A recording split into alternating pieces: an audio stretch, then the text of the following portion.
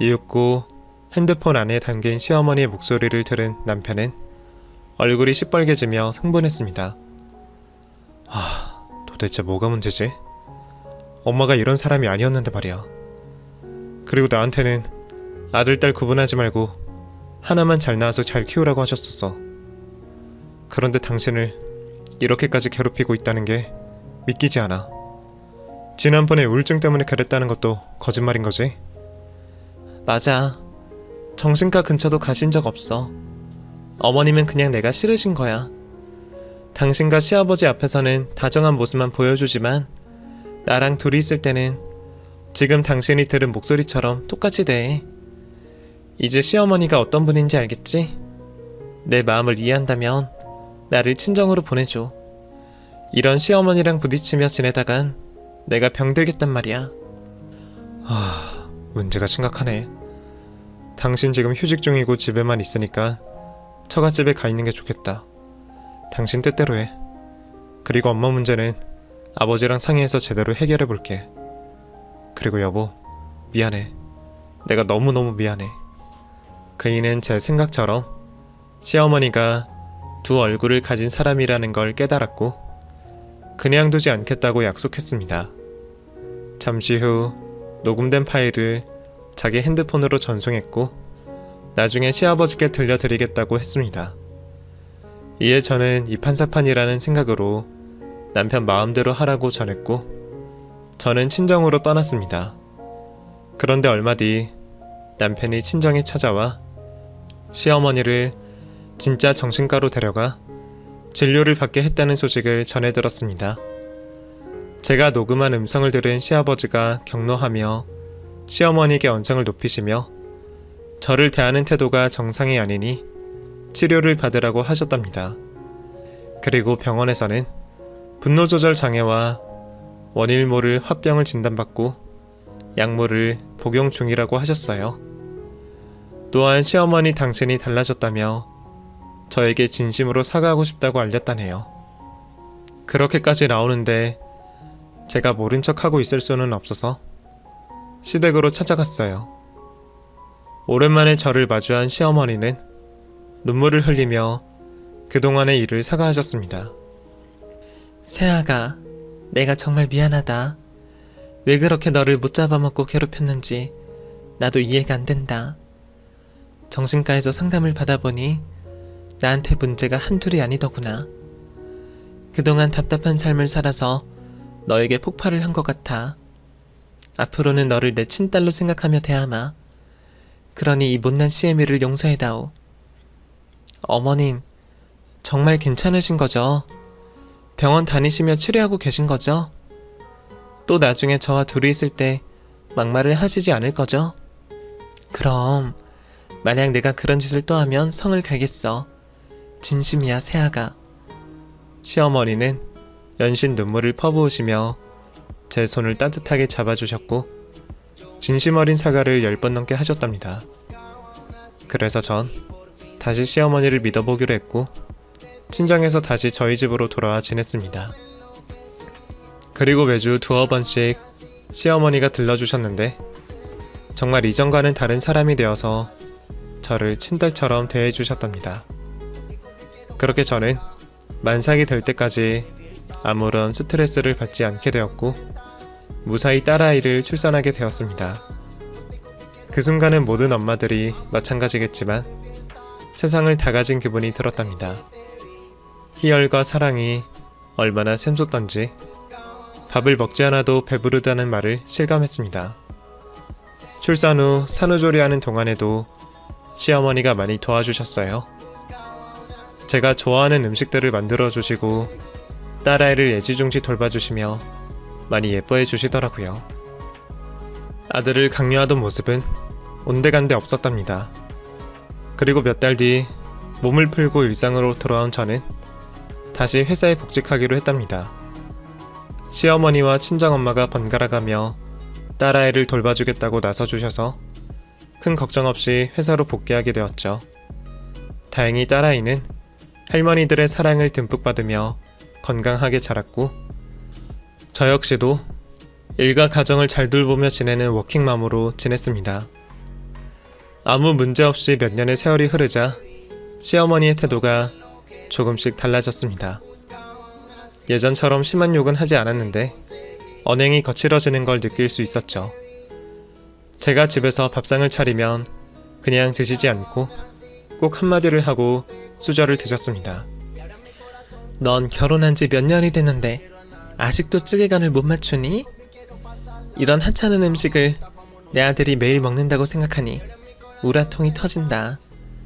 세상이 변해도 계집이 할 역할은 똑바로 하고 살아야 하는 거야. 어머님, 음식 간을 모두 그의 입맛에 맞춘 거예요. 어머님 간이 너무 세다고 그랬다고요. 그리고 저도 애엄마인데 계집애라는 단어는 좀 듣기 거북하네요. 말씀 좀 조심해주세요. 제가 말대답을 하자 시어머니는 화가 나셨는지 참지 못하고 분노를 터뜨렸습니다. 이년이 지금 시애미를 또 가르치려 드는 게냐? 사람은 원래 간이 된 음식을 먹어야 하는 거야. 넌 빛과 소금이라는 말도 못 들어봤어? 그만큼 소금이 사람에게 필수란 말이야. 그리고 네가 애엄마면 애엄마지 나한테까지 어른 행세를 하려고 들어? 계집애라고 한 소리 했다고 따박따박 말대꾸하는 건 어디서 배워먹은 버릇이야? 아, 그 잘난 네 애미겠지. 딸년 교육을 개판으로 가르쳐서 시집 보낸 망할 할망구 말이야. 어머님, 또 왜 그러세요? 몇 년 잠잠하시더니 또 그런 막말을 하세요? 제가 잘못한 건 없지만 저를 혼내시면 대충 이해하겠어요. 그런데 저희 엄마 욕을 하는 건 이해되지 않는다고요. 아무래도 어머님, 다시 정신과 찾아가셔야겠어요. 뭐야 이년아? 이게 또 시애미를 정신병자 취급하네? 난 너만 눈에 보이지 않으면 멀쩡한 사람이야. 네가 사람 영장을 질러대니 내가 화병이 나서 막말이 튀어나오는 거라고. 정신병원을 가려거든 네가 가라. 가서 어른을 공경하고 배려하는 법 좀 배워서 돌아오란 말이야. 게다가 너 둘째는 왜 안 갖는 건데? 내가 분명히 말했지. 우리 집안 대가 끊기면 안 된다고 말이야. 또 회사 다니느라 바쁘다는 핑계를 대려거든 그냥 회사를 관둬라. 내 아들이 버는 돈으로 충분히 먹고 사는데 기집년이 밖으로 놔두라 좋을 게 뭐가 있어. 올해 안으로 아들이 임신하지 못하면 가만 안 둔다. 저는 예전에 이미 단련이 되었는지 시어머니의 막말에 크게 상처를 받지 않았습니다. 한 귀로 흘려버리고 말았죠. 다만 시어머니의 분노 조절 장애는 치료가 급한 것 같아 남편에게 일렀답니다. 여보, 시어머니 다시 시작됐어. 나한테 욕을 얼마나 해대시는지 아주 가관이야. 그리고 아들 타령하는 것도 여전해. 당신 집안 대가 끊기면 안 된다고 나더러 회사 그만두고 아들을 임신하라는데 정말 미치겠다고. 안 되겠어. 시어머니랑 거리를 좀 두고 당분간 우리 아린이 맡기는 것도 중단해야 할 것 같아. 아, 또 그러셔? 내가 당신 볼 면목이 없다. 정말 미안해. 아버지한테 말씀드려서 다시 치료를 시작하든가 해야겠어. 여보, 그런데 말이야. 어머님은 나만 보면 그러시는 게 너무 이상해. 다른 사람들한테는 다 친절하고 배려가 넘친다며. 교회에서도 천사 같다고 소문이 자자하고 동네 이웃 사람들한테도 마음씨 좋은 사람이라며. 그렇긴 하지. 그렇게 점잖게 살아왔으니 분노를 쌓아오셨나봐. 그리고 그 표적이 당신이 된 거고. 병원에 다니시며 나아지셨다고 생각했는데 또다시 그러시니 아무래도 큰 대책이 필요한 것 같아. 저는 그 대책이 시어머니와 보지 않고 사는 거라고 말하고 싶었어요. 그 말이 목구멍까지 올라왔는데 남편에게 하나뿐인 어머니와 연을 끊으라는 말은 차마 하지 못하겠더라고요. 그래서 앞으로 상황을 더 지켜보기로 했답니다. 한편 제 딸 아린이는 5살이 되었는데도 어린이집을 보내지 않았어요. 친정엄마와 시어머니가 1년만 더 있다 보내자며 집에서도 충분히 당신이 가르치고 재밌게 놀아줄 수 있다 하셔서 그렇게 결정했었죠. 또 시어머니도 제 딸에게는 사랑을 아낌없이 주셔서 굳이 어린이집에 보내지 않아도 될 것 같았어요. 요즘은 3, 4살만 되면 어린이집은 필수인데 저희 집안은 천천히 교육해도 괜찮다는 의견이 모아져 딸 아린이가 가족들의 품에서 잘 성장했죠. 시어머니는 시아버지와 남편의 당부대로 다시 정신과를 다니기 시작하셨는데 불만 가득한 얼굴로 억지로 다니셨습니다. 제가 남편에게 일러 바쳤으니 저에게 욕을 억지로 참는 것도 같았죠. 그렇게 해서라도 시어머니가 바뀐다면 가족으로 잘 지내고 싶었답니다. 그러던 어느 날이었어요. 저희 세 식구가 시댁에 놀러가서 맛있는 음식을 함께 먹고 좋은 시간을 보내고 있었죠. 식사와 간식까지 다 먹고 나서 시아버지와 남편이 분리수거와 음식물 쓰레기를 버리려 나가셔서 저와 시어머니, 딸 아린이가 셋이 남았어요. 저는 딸아이를 소파에 앉히고 장난감을 쥐어주고 상을 치우고 뒷정리를 하고 있었습니다. 그런데 시어머니가 이번에도 막말 섞인 잔소리를 늘어놓았습니다. 시아버지와 남편이 잠시 자리를 비웠으니 욕하기 좋았던 순간이었죠. 얘, 너는 무슨 손이 그렇게 느리냐? 아들도 못 낳은 년이 팔자가 늘어졌구만. 기집년이라면 빠릿빠릿하게 움직여서 일 끝내고 다음 걸로 넘어와야 하는 거 아니야? 더 빡빡 닦아. 그리고 설거지는 네가 하도록 해라. 말이 끝나자 현관문이 열리며 시아버지와 남편이 들어왔고 시어머니의 목소리는 그쳤습니다. 그런데 예상치 못한 일이 벌어졌습니다.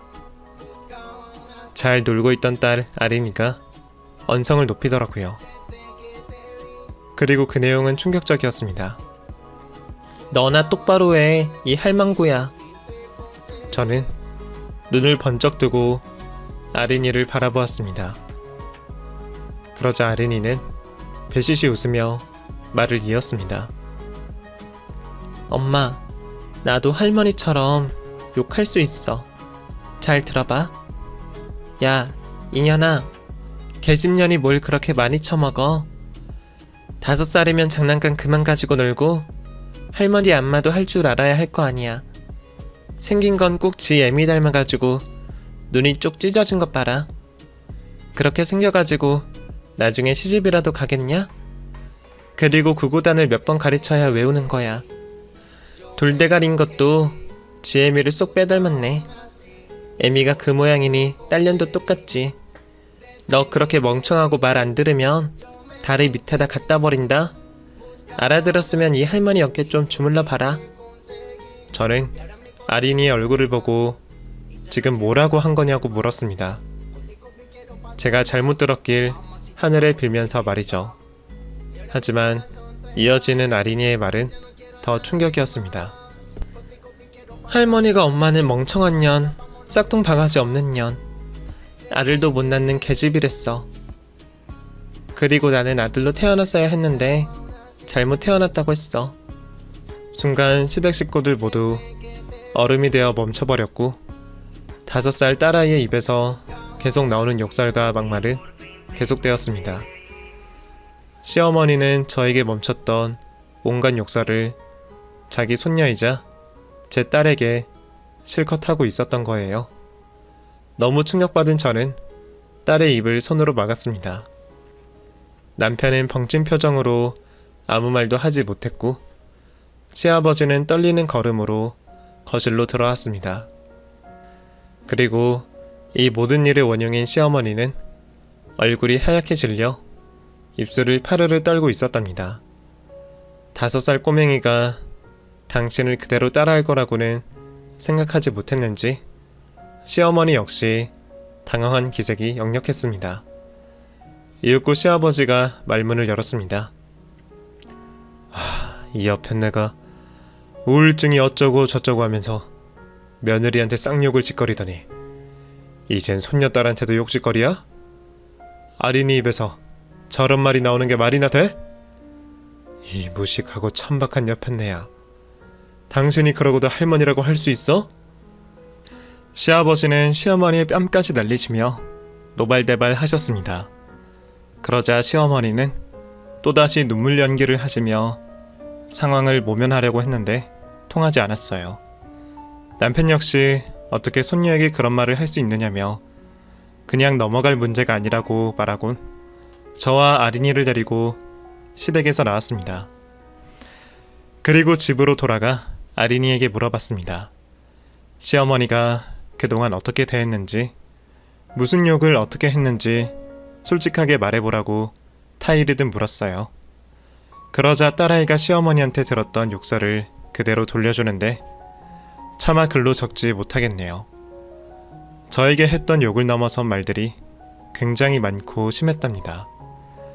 저와 남편은 기겁하고 경악했고 어떻게 해야 할지 늦은 밤에 회의를 하게 되었어요.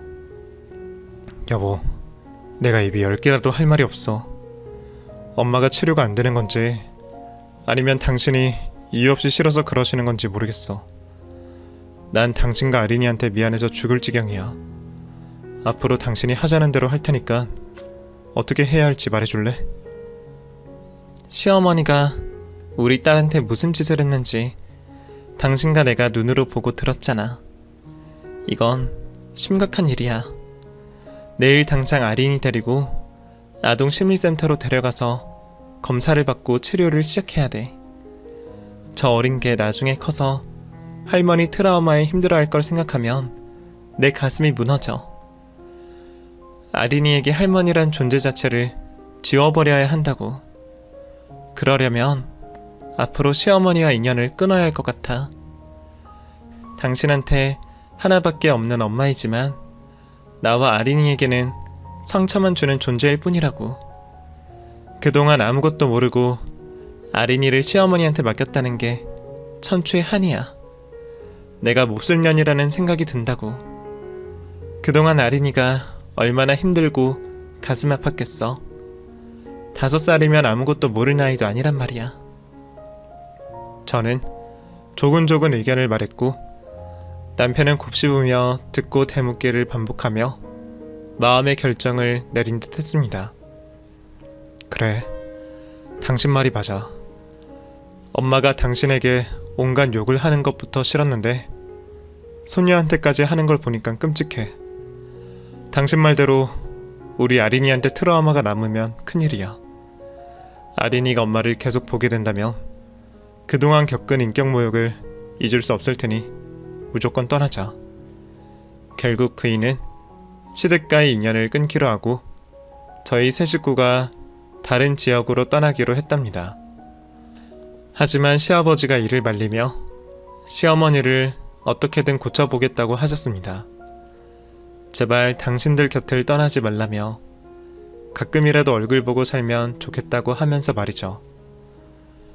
그렇지만 시어머니가 딸아이를 정신적으로 망쳐놓은 걸 참을 수 없던 저희 부부는 과감하게 시아버지의 말씀을 잘라냈고 며칠 뒤 아주 먼 지역으로 이사를 했답니다. 남편과 제가 다니던 회사를 퇴직하고 다른 회사까지 구해야 했죠. 그리고 딸아이는 시어머니와의 시간을 잊게 하려고 아동 심리센터를 매주 다니게 되었고 어린이집에 들어가 친구들을 사귀게 했습니다. 그 이후 시어머니에게서 사과 문자가 100통이 넘게 왔는데도 한 번도 답장하지 않았어요. 다시 만날 일도 없고요. 저에게만 상처를 줬다면 사과를 받아줬을지도 모르지만 딸에게 씻을 수 없는 짓을 저지른 건 도저히 용서가 되지 않더라고요. 그렇게 시간이 조금 지난 지금은 아주 다행히 딸아이가 시어머니에 대한 기억이 많이 흐려진 듯 보여요. 걱정했지만 아린이 입에서 욕이 나오진 않고 있답니다. 어린이집 선생님들도 처음엔 아린이가 할머니 이야기를 하며 화를 내곤 했는데 심리센터를 다니며 치료를 받다 보니 평범한 아이로 변했다고 하더군요.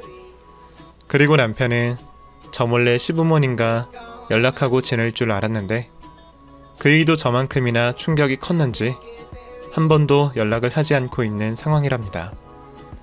이 채널에 많고 많은 사연을 들었는데 저와 비슷한 사연은 없는 것 같더라고요. 분노 조절 장애가 있는 시모와 겪은 제 사연은 정말 충격적이지 않나요? 두 얼굴의 시어머니가 진짜 무섭지 않나요? 사람들이 많이 하는 말 중에 세상에서 제일 무서운 게 사람이라더니 정말 그런 것 같아요. 사실 저도 시어머니에게 당한 모욕이 씻기지 않아 정신과를 다니고 있답니다. 우울증은 기본에 공황장애까지 찾아와 힘든 상황을 여러 번 겪으며 버티고 있는 중이죠. 제 이야기는 여기서 마무리해야겠네요. 스트레스 많이 받는 며느님들이 저처럼 정신과까지 가지 않으시길 바랍니다. 정신 건강하시고 몸도 건강하시길 기원합니다. 아울러 끝까지 저희의 이야기에 귀를 기울여 주신 청취자분들께